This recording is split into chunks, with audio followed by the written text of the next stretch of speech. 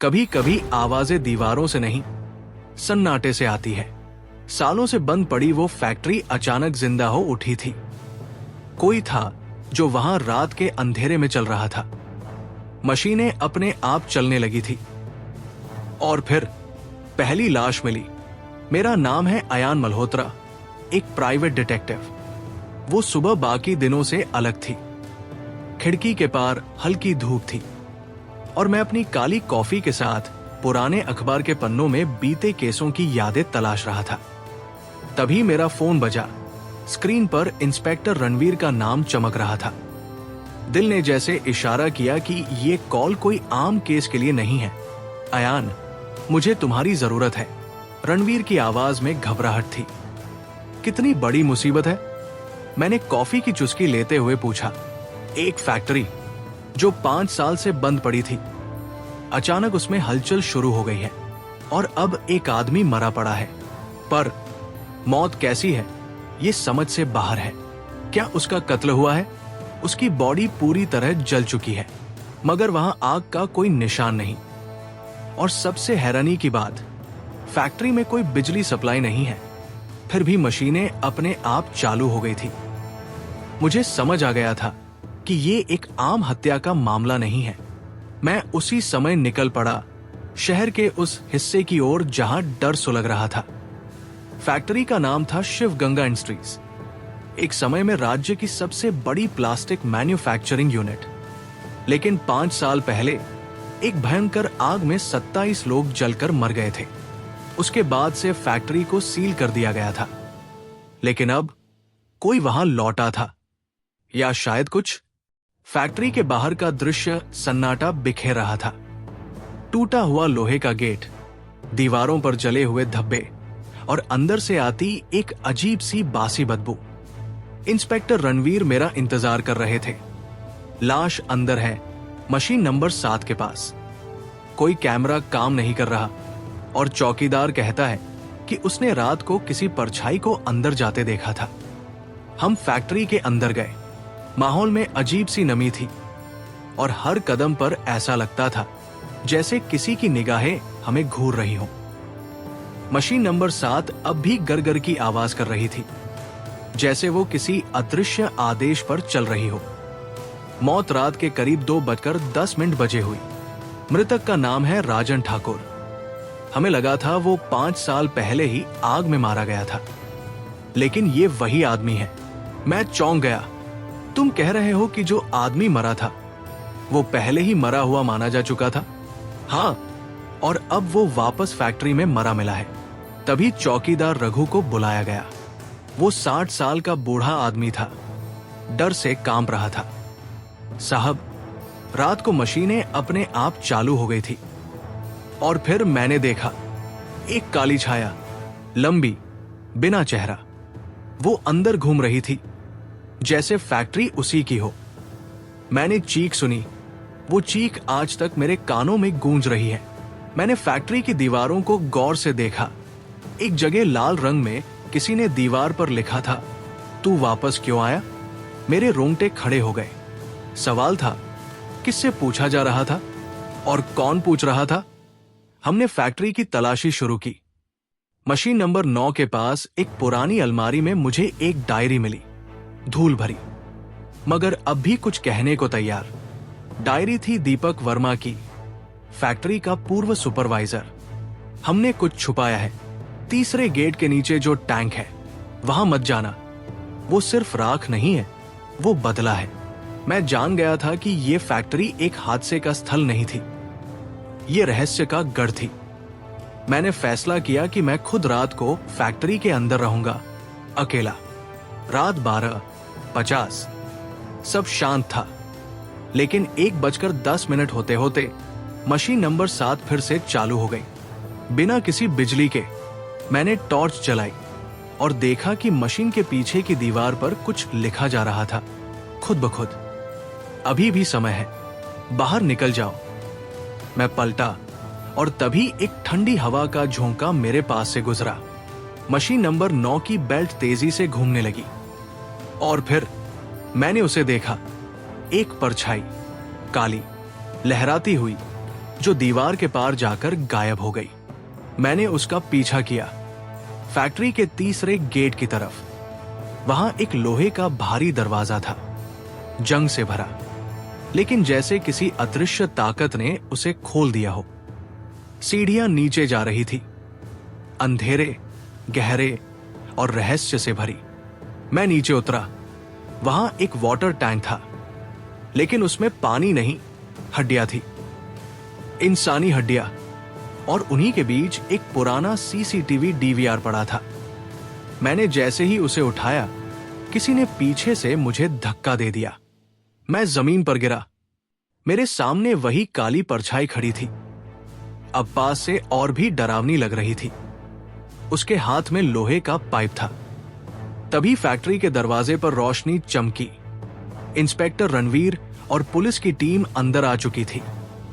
वो छाया भाग गई, लेकिन जाते जाते एक चीज गिरा गई, एक लॉकेट। उस पर लिखा था ऐसे। मैंने उसे उठाया।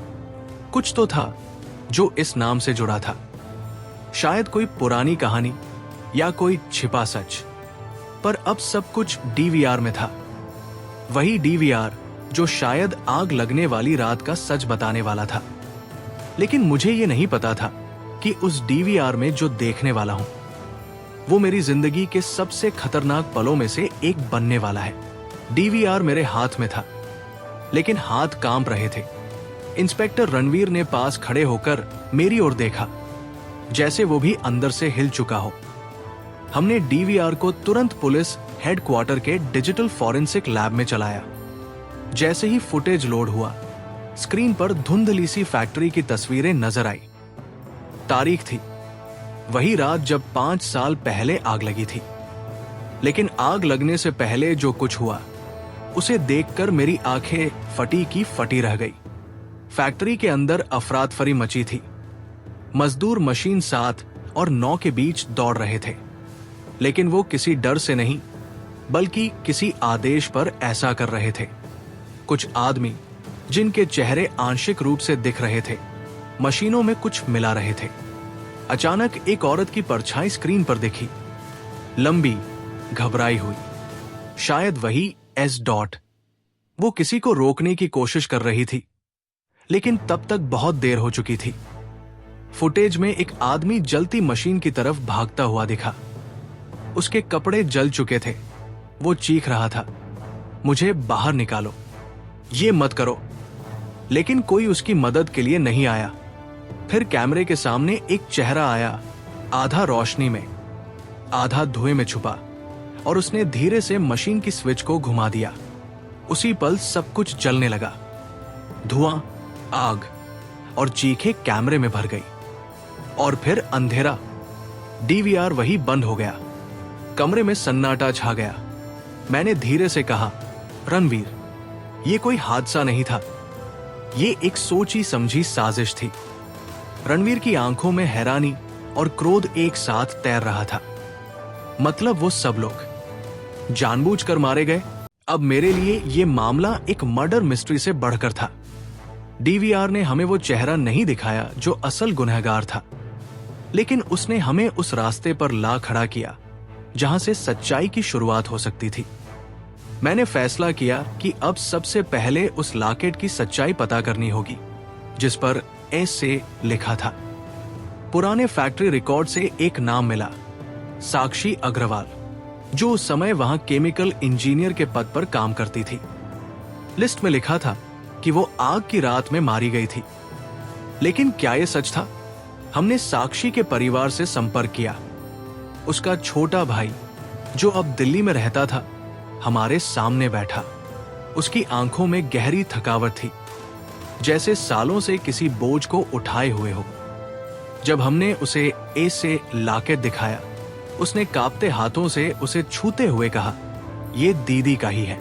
मगर यह आपको कहां से मिला? जब हमने उसे फैक्ट्री में हुई घटनाओं की जानकारी दी, उसने एक चौंकाने वाला राज बताया। आग लगने के कुछ दिन बाद हमारे घर पर एक लिफाफा आया था।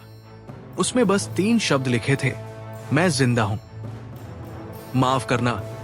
लेकिन कोई पता नहीं था, कोई नाम नहीं, कोई और संदेश नहीं। उसकी बातों ने मेरी सोच को झकझोर दिया। क्या साक्षी वाकई जिंदा थी? अगर हां, तो 5 सालों तक उसने खुद को क्यों छिपाए रखा? अब यह कहानी सीधी कत्ल की नहीं, बल्कि इंसानियत और सच्चाई के बीच एक लंबी लड़ाई बन चुकी थी।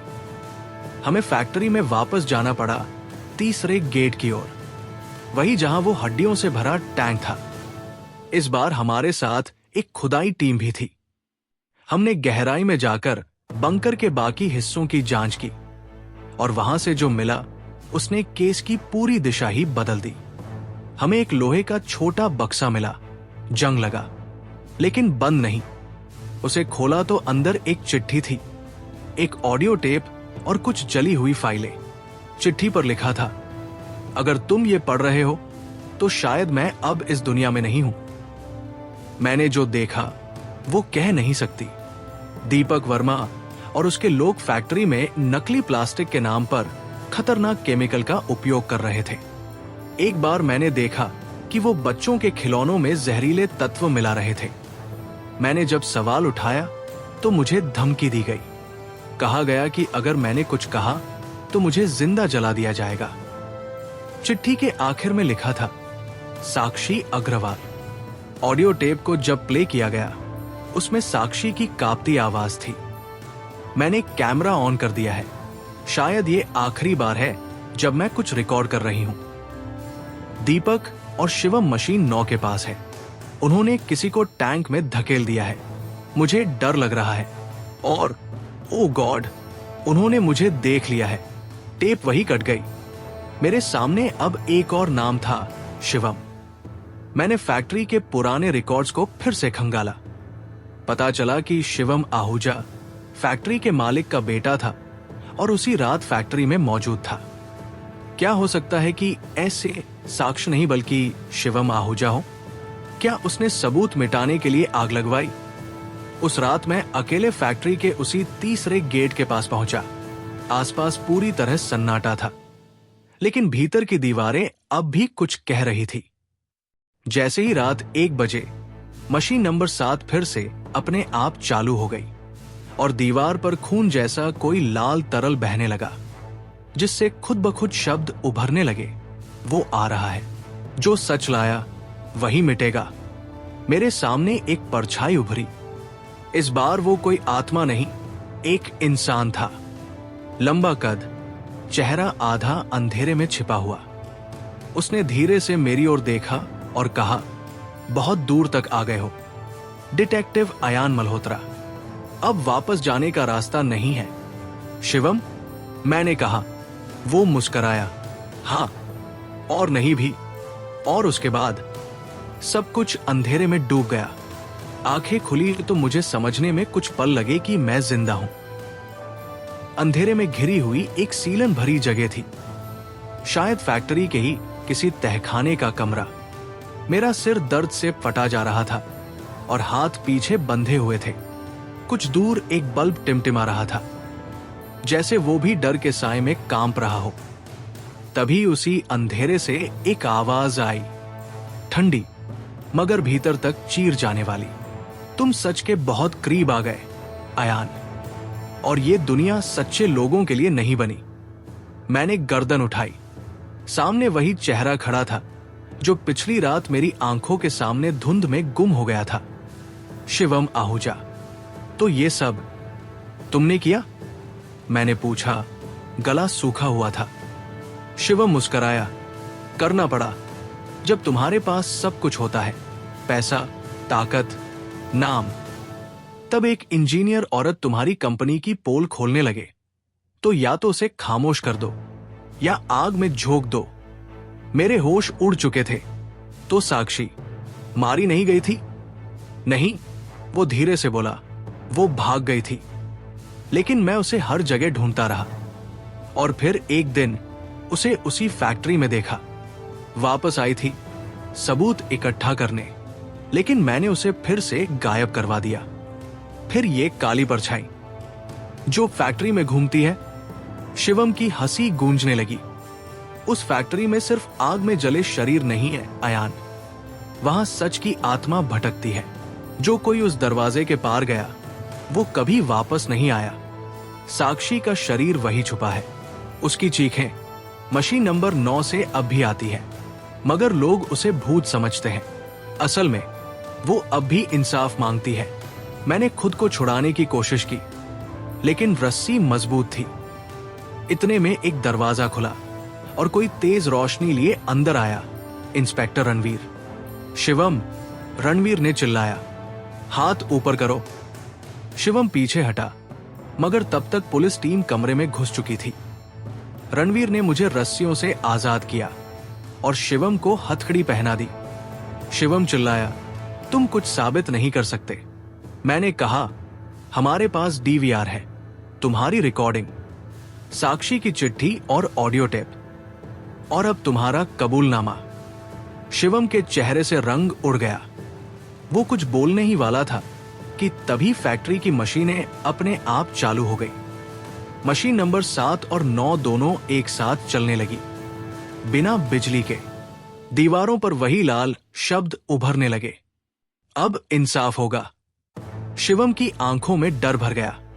मशीन 9 की बेल्ट घूमती रही और तभी उसकी छाती से एक काली परछाई निकली, वही साक्षी की आत्मा। शिवम चिल्लाया, माफ कर दो, मैं नहीं चाहता था ये सब।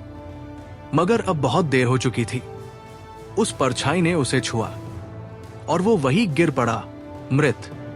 पुलिस ने जब चेक किया तो उसकी धड़कनें थम चुकी थी, पर ना कोई चोट, ना जहर। रणवीर कांपते हुए बोला, ये क्या था? मैंने धीरे से कहा, इंसाफ, जो आग से निकला। कुछ दिन बाद फैक्ट्री को हमेशा के लिए गिरा दिया गया। उस जगह को शुद्ध किया गया और वहां एक स्मारक बनवाया गया उन 27 लोगों की याद में जो वहां मारे गए थे। साक्षी का शव तीसरे गेट के नीचे मिला और अब उसे उसकी मां की गोद में दफनाया गया। शिवम की मौत अब भी मेडिकल साइंस के लिए एक रहस्य है, लेकिन मेरे लिए नहीं। मैं जानता हूं, कभी कभी इंसाफ अदालतों में नहीं मिलता, वो खुद बनकर आता है। और जब भी मैं फैक्ट्री की उस रात को याद करता हूं, एक बात मुझे अब भी सुकून देती है, साक्षी को आखिरकार न्याय मिला। अगर आपको यह वीडियो पसंद आया हो तो कृपया हमारे चैनल को सब्सक्राइब करें।